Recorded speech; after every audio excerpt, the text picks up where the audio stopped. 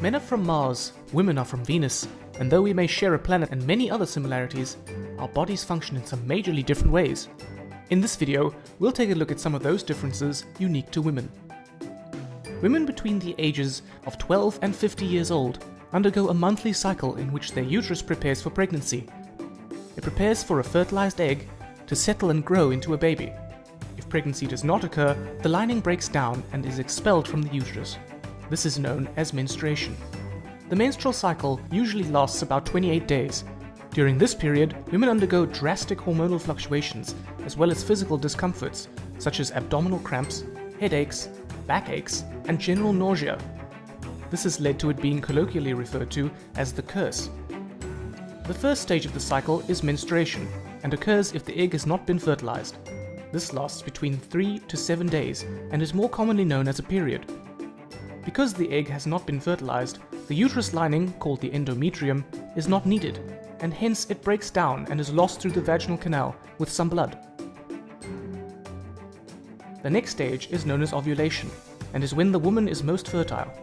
After menstruation, the lining of the uterus thickens up again in preparation for a fertilized egg, and inside the ovary, a follicle develops. At about 14 days into the cycle, an egg is released from the follicle in the ovaries, and fertilization could take place.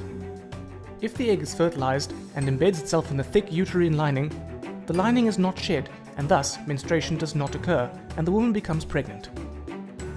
If it doesn't manage to embed, then the lining will break down and menstruation will occur and the cycle is repeated.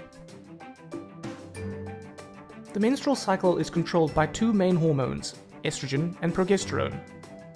We met these hormones in this video.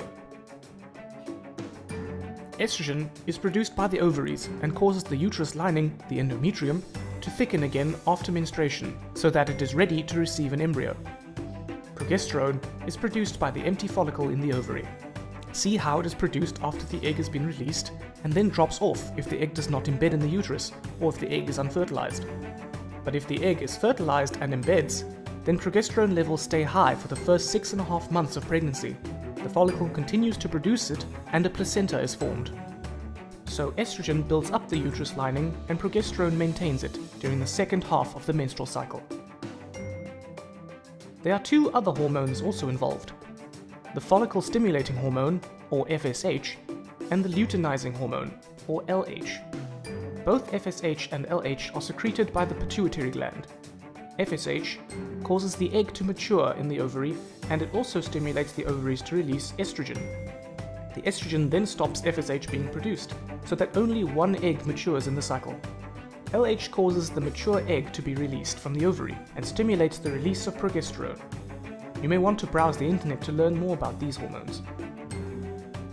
So from this video, you should now have a better understanding of how the menstrual cycle works, how the main hormones estrogen and progesterone control it, and how a woman's body is affected by these drastic changes.